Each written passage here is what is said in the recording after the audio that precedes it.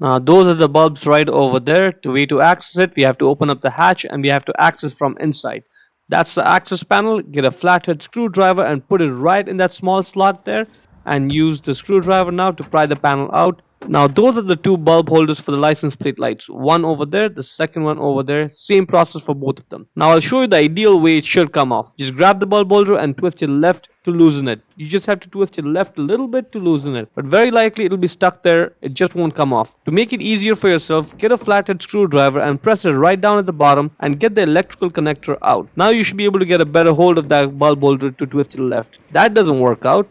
Get a needle nose pliers and then grab the bulb holder the way I'm showing and then try twisting left. This is slightly safer so you don't damage the bulb holder.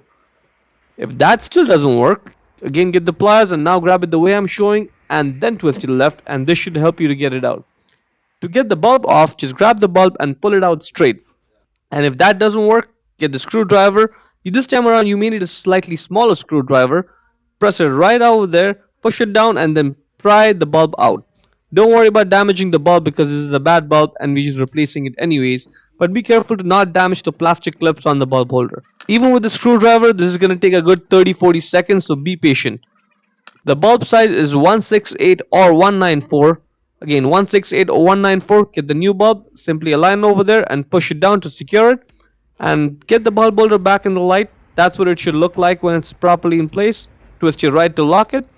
Put the electrical connector on. And that's about it. Same process for both the side, no differences whatsoever. Get the panel in place, and this is what the outside is.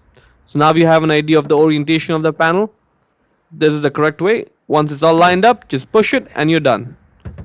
Now before we're done, let me give a quick shout out to Naya Motors Inc. for letting us use the car today to film the videos. They're a used car dealer here in Ottawa, Canada. Check out the link in the description for their entire inventory.